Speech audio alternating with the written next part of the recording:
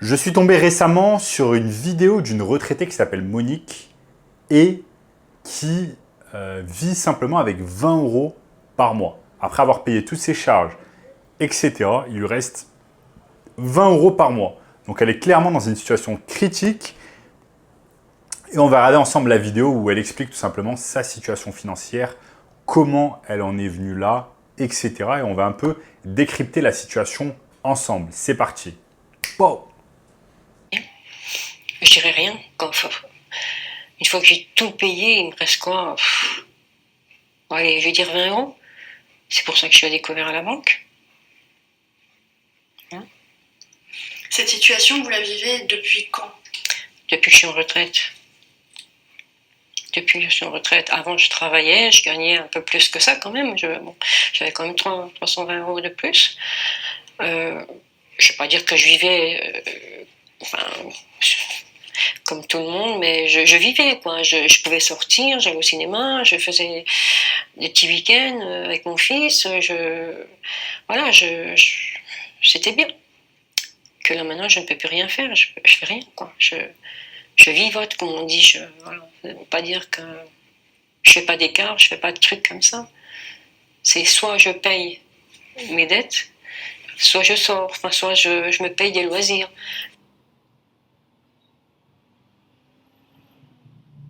Bon là, c'est vraiment intéressant ce qu'elle dit. Elle dit soit je paye mes dettes, soit je me paye des loisirs et je peux faire des écarts, sortir au cinéma, etc. Donc c'est assez intéressant, ce qui montre qu'en fait, ce qui fait que cette personne-là, cette femme retraitée en arrive à cette situation, c'est le fait qu'elle soit endettée. Donc certainement qu'elle a pris en fait des mauvaises décisions financières dans sa vie qui font qu'elle s'est endettée. Certainement, je n'ai pas tous les éléments en place, mais elle a dû s'endetter. Et donc désormais, elle a tout simplement des dettes à régler, des dettes à ses créanciers. Et donc c'est important de régler ses dettes. Et ça l'empêche bien évidemment de vivre tout simplement sa vie normalement.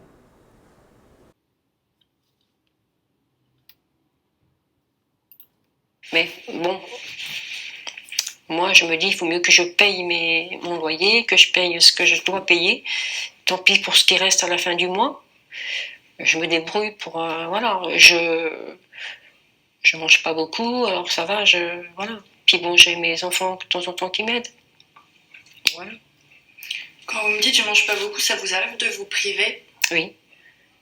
Oui, 2 jours, je n'ai pas mangé. Je ne l'ai pas dit à mes enfants, excusez-moi.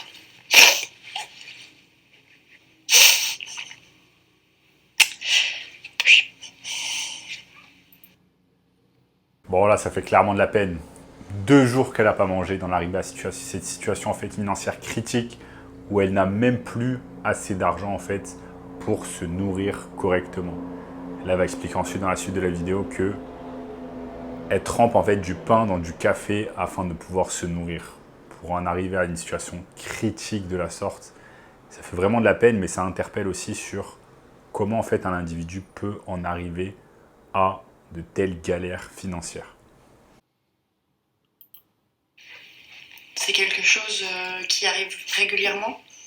Voilà, ça va mieux. Il y a mes enfants qui m'aident un peu. Ça va mieux. Mais oui, à un moment, j'ai été 2 jours.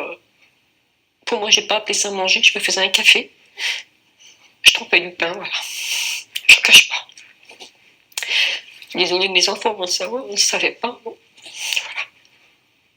Vous le vivez comme un échec? Oui, beaucoup. Beaucoup, beaucoup. Des fois, je me dis, qu'est-ce que je fais sur cette terre? Oui. Pourquoi je suis arrivée là? De vivre comme ça. J'aurais jamais pensé ça. Arriver à 65 ans, puis vivre ce que j'ai. C'est très difficile. Quand vous regardez un petit peu tout ce parcours que vous vivez au quotidien depuis 4 ans maintenant, Oui. Vous vous dites que il y avait des choses à faire pour que ce soit pas comme ça, ou vraiment pour le coup, oui, oui, je pense, oui. Je pense que que les retraités, enfin bon, je pense que, je sais pas comment expliquer ça. Ils devraient augmenter les retraites, quoi, un peu quand même, parce que ça fait 4 ans qu'ils n'ont pas été augmentés. Bon, là, je suis pas vraiment d'accord avec Monique. Quand la journaliste lui pose une question, elle lui dit qu'est-ce qui fait que vous en êtes arrivé à cette situation en fait, financière. Elle met la faute directement sur le gouvernement et elle dit le gouvernement devrait augmenter les retraites. Mais avant ça, pourquoi elle ne met pas la faute déjà sur elle-même de se dire comment moi j'en suis en arrivé à cette situation financière. J'aurais pu éviter de contracter des crédits, j'aurais pu éviter de gaspiller mon argent bêtement, j'aurais pu éviter de faire des dépenses inutiles, j'aurais pu investir dans l'immobilier, dans la bourse, j'aurais pu construire un business, j'aurais pu faire des choses. Elle aurait pu faire un tas de choses qu'elle n'a malheureusement pas fait. Et c'est pour cela qu'elle en arrive en fait à cette situation. Donc, moi ok, Monique, bien évidemment, ça me fait de la peine cette situation. Mais il y a beaucoup de personnes aussi qui devraient bien tout simplement se regarder dans le miroir et se dire, bah, la première personne responsable de ma situation, c'est moi-même.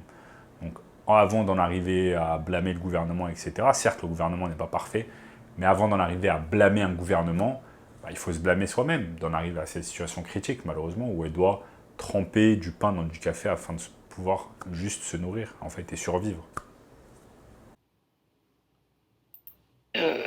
Puis le peu qu'ils augmentent, comme le mois de janvier, ils ont augmenté de 0,3. Qu'est-ce que c'est 0,3? On fait ça calculer, il me dit maman, ça te fait une baguette de pain en plus par mois. C'est honteux, quoi. C'est honteux. Ah oui. On a travaillé, on mérite on a cotisé, quoi. On mérite d'avoir ce qu'on a cotisé, quoi.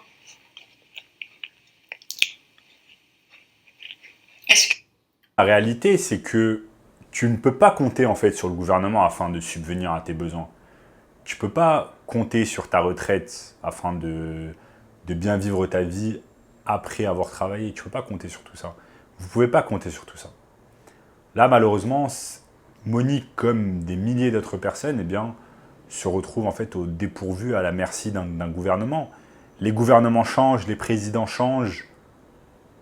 Qu'est-ce que vous savez que demain, peut-être, qu'est-ce que vous en savez? Demain, peut-être la retraite ne va plus exister. Les aides ne vont peut-être plus exister. Et là, vous allez faire quoi?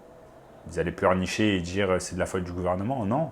Il fallait se préparer, il fallait avoir un plan, il fallait avoir un plan financier afin de tout simplement se prémunir de ce genre de problèmes qui peuvent arriver, malheureusement. Mais tout mettre sur la faute du gouvernement et faire en sorte comme si le gouvernement était responsable de tout et qu'il devait prendre soin de nous, je ne suis pas d'accord. Je suis pas d'accord. Le gouvernement a beaucoup de responsabilités, mais il n'a pas toutes les responsabilités. Il ne doit pas assumer tout le fardeau de la société. Est-ce que vous avez des angoisses? Des fois, oui. Oui. Je suis suivie par un médecin. Oui, parce que des hauts et des bas. Je ne le cache pas. Hein. C'est ça qui vous pèse moralement? L'argent? Oui. Lui, c'est très difficile. Très difficile. Puis de voir que mes enfants m'aident, ça me touche tellement que ça me fait mal en même temps, quoi. Donc Monique, ça peut être clairement un membre de votre famille, ça peut être votre mère, votre grand-mère, votre tante. Mais Monique, ça peut être également vous dans le futur. Vous, version femme ou version homme, en galère financière parce que vous n'avez pas fait les efforts nécessaires, parce que vous avez gaspillé à longueur de journée comme s'il n'y avait pas de lendemain, parce que vous n'avez pas planifié pour votre avenir financier, parce que vous n'avez pas épargné, parce que vous n'avez pas investi dans l'immobilier, dans la bourse, etc. Vous n'avez pas diversifié vos sources de revenus. Vous aviez juste un job. Vous n'avez pas préparé votre retraite. Vous avez mis vous avez blâmé toute la société pour tous vos problèmes. Donc faites attention. Ce genre de vidéo, c'est tout simplement un rappel.